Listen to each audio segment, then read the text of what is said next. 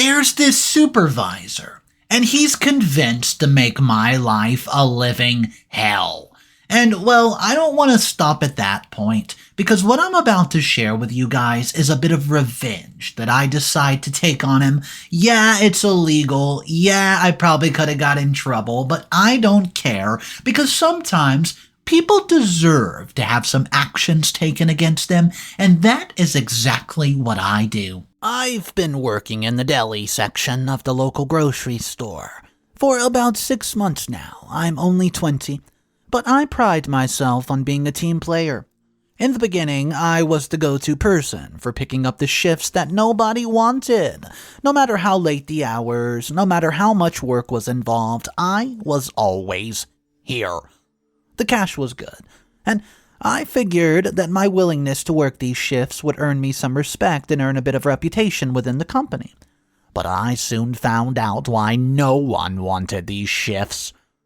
Why they were considered crappy. It was not just the early mornings or late nights, the messy counters, or the never-ending line of customers. Oh no, the real nightmare of these shifts was working with my supervisor. I'm gonna call him Charles. No, that's not his real name, but I don't know, he might use this website. Charles is a wealthy older gentleman, appearing to be in his mid-40s.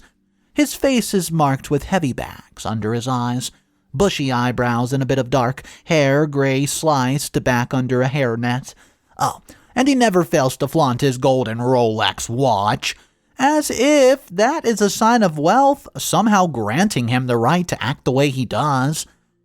When Charles is not in the back office doing whatever he does there, he's out on the floor, breathing down my neck, and he'll point to a task, critique it, how I'm doing, then order me to do something else before I've even finished. He doesn't guide, doesn't instruct, he merely bosses. One day, as I was slicing the meats with meticulous care, Charles came up behind me with his brushy eyebrows. "Ugh, faster, faster, we don't have all day," he snapped at me, with his voice dripping with a bit of condensation. I tried to speed up, but he only grew more impatient and said, "No, no, no! Cut it thin! How long have you been doing this, you idiot?" Causing the nearby customers to turn and stare, and I tried to focus, ignoring the humiliation burning into my cheeks, but I've never been yelled at like this. Charles was relentless. He ordered me to do another task, then another, and another, and another, without allowing me to complete any of them first. He would critique me over and over, and his critiques were like arrows, each one piercing deeper into my confidence. I could see the smirk on his face as he enjoyed every single moment of his control over me. I don't work with Charles every shift, but the days I do are filled with dread. I hate the way he treats not only me, but also the other staff. He's not a leader, he's a tyrant. I've heard whispers among my coworkers about how they've had a similar experience, but no one dares to speak up. I keep taking these shifts because I need the money. And in a twisted way, I hope that my commitment will somehow outweigh the misery that Charles brings into my life.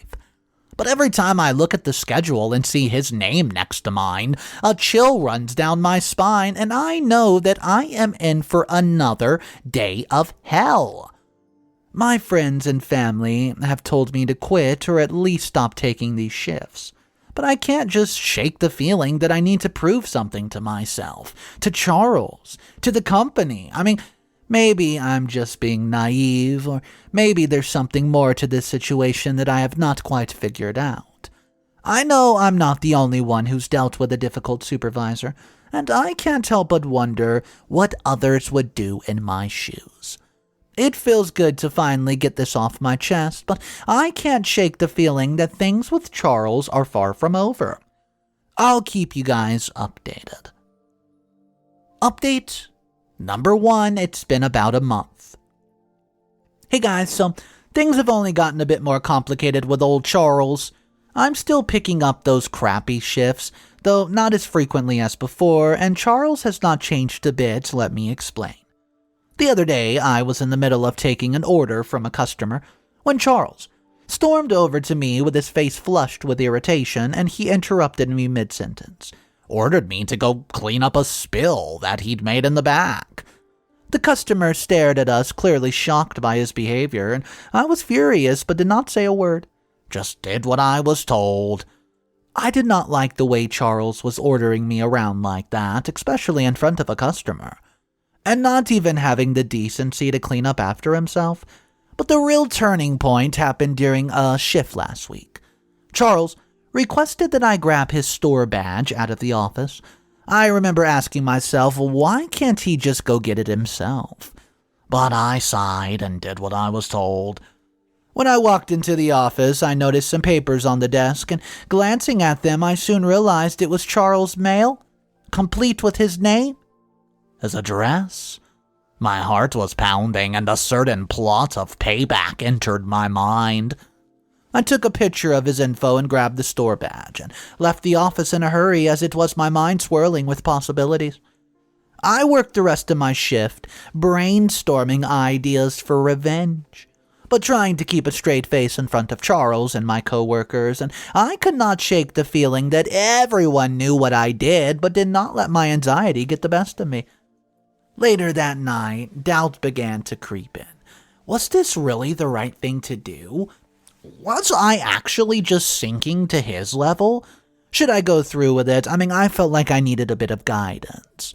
So I'm turning to you guys for advice. I don't want to say exactly what I'm planning, but it's good.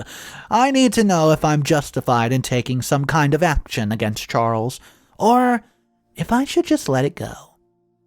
I've never done anything like this before, truly, and part of me is terrified of the potential consequences. But another part of me feels like Charles deserves to be taught a lesson. I don't like the way he treats me, and a lot of people are starting to catch on. I'm tired of being treated like a doormat, and maybe this is my chance to finally stand up for myself. Edit. Holy smokes, I did not expect to receive so many comments and messages. I'm still feeling a mix of emotions right now, and I appreciate all your support more than you know. I'll be brainstorming a few more ideas and trying to decide what to do next, but I think I already have the idea in my mind. Thank you for standing by me during this. I'll be sure to keep you updated. Update number 2. 60 days later. Well, guys, it's been 2 months since the last post, and I've been working my shifts the same as always, but something has changed. After weeks of gathering information, plotting, scheming, and wrestling with my conscience, I decided to strike Charles, my overbearing supervisor. You might remember that I found Charles' address a while back, and I decided to go check out where he lived. A little bit of a spy. The sight of his giant house nestled in an upscale neighborhood just 10 minutes away from my own home only fueled my determination. And as I sat in my car, watching his house from a distance, I witnessed the mailman delivering his mail to his box. At that moment, I knew exactly what my revenge would be. I'm going to tamper with his mail. Yeah, I know the plan's simple yet devious, but hear me out. I'd pull up to his mailbox, sort through his mail, and only leave the commercial advertisements and magazines. Bills, important documents, and even the daily newspaper would be mine to take.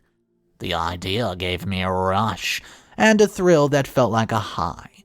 Yeah, it might have been small to everyone listening, but I felt like I was finally getting back at Charles for all the misery he's been causing me the past few months. Well, if I just keep collecting all his important documents, it's eventually going to drive him crazy. I began to execute my plan. And for the next few weeks, I continued my mail heist every single day, watching with satisfaction as the impact started to show. Charles would complain at work, his face red with anger, ranting about the mailman not doing his job. Now he is having to overpay because his bills are late, and even missing cards from his latest birthday. He said his family must have forgot. Little does he know. Well, I took those birthday cards, and I kept all the cash. I had to bite my lips to keep from laughing at the delicious irony. I even took things a step further. Among the mail, I found a gift card that Charles received. Smirking to myself, I used it to subscribe him to a year of Victoria's Secret weekly magazine. I could only imagine his reaction when the first issue arrived. Yeah, I might not have been there to see it, but I can imagine.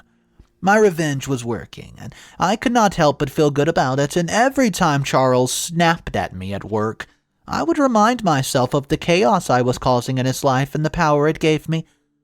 Well, I knew that if others found out, they might think that I was an a-hole, but I didn't care. I was finally standing up to Charles, and it felt incredible. I did not stop there. I realized to myself while I was at home one night, hey, I got this guy's address. And, well, I'm already messing with his mail, which I know could get me into big trouble, so I'm going to push it just a step further. Push the envelope. How ironic. I decided to subscribe to even more magazines for him. But this time, these magazines were very explicit. I used a gift card, a Visa, that I got from the local store so nobody could track it under my name. And I sent him those magazines every single week with lots of explicit content, and I knew it's something he would not like. But as the weeks wore on, a nagging doubt began to creep into my mind. Was I going too far? Had my quest for revenge turned me into something I did not recognize? The thrill was there, yes, don't get me wrong, but I don't know, there was a sense of unease, and I just honestly felt like I might get caught. I know many of you have been following my story, and I do need a little bit of advice. My revenge, it's brought me enough satisfaction, I think, but what cost? I've seen results, and I can't deny that they've been everything I hoped for, but the question remains, have I become the very thing I despised? Have I become Charles? Update number 3. It's been 4 months since my last update, so let's just jump into it. I've been continuing the same, crime, as you guys like to call it in the comments section. Yeah, you've told me how serious it is, but I'm still doing it. Tampering with Charles' mail, reveling in the confusion and anger I saw in him every day at work. I was enjoying the revenge, watching him squirm and complain, feeling a twisted satisfaction in knowing that I had the upper hand. But then one day, the unthinkable happened. Charles was randomly transferred to a new grocery store on the other side of town, and I'm still unsure why it happened, and rumors were swirling among my coworkers. Was it a promotion? A demotion?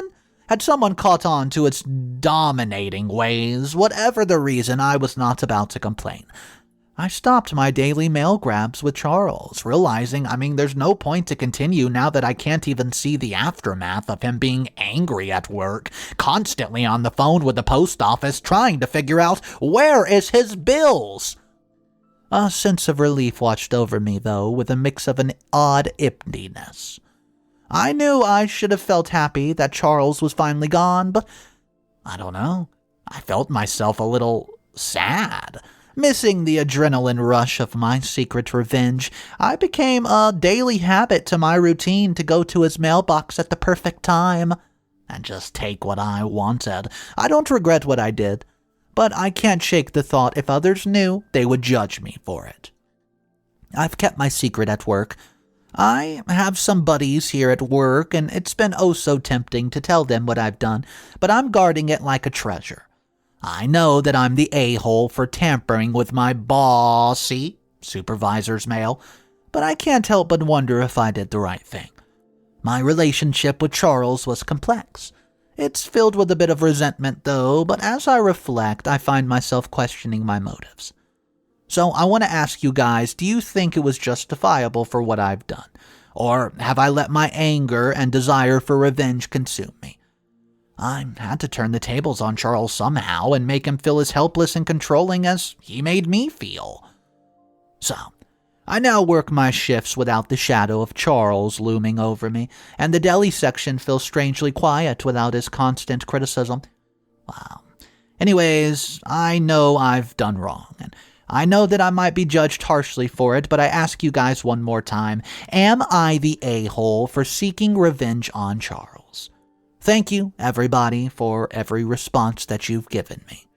It's over. What's up, everybody? Mr. Reddito here. Oh man, so I read a lot of the comments and they weren't really happy, but there's some mixed emotions between them. I've compiled 5 comments from the original post and the updates that do give a good insight, and we can go ahead and vote which one of these comments gives the best advice. Comment number 1 says this. I understand, right? The frustration and how terrible it must have been to work under Charles. I've had a couple bosses like him myself. But tampering with someone's mail is a crime. I mean, you're talking felonies every single day you did it. 2 wrongs don't make a right. This course of action seems to have lowered the protagonist, which was Charles in this case. There had to be a better way to handle this man. Comment number 2. The story just highlights how revenge can lead to a dark path. What Charles did was unacceptable, but what OP did, well, that was illegal. It's important to handle workplace conflicts professionally and responsibly. What Charles did was not illegal. Yeah, it might have got him fired. Yeah, it might have been morally wrong. But you literally committed felonies on a daily basis. For what? I mean, just to take his bills? Come on, dude. Comment number 3. Honestly, I can see why OP did what he did. Charles seems like a terrible person to work with, and sometimes the only way to make a point is to fight fire with fire.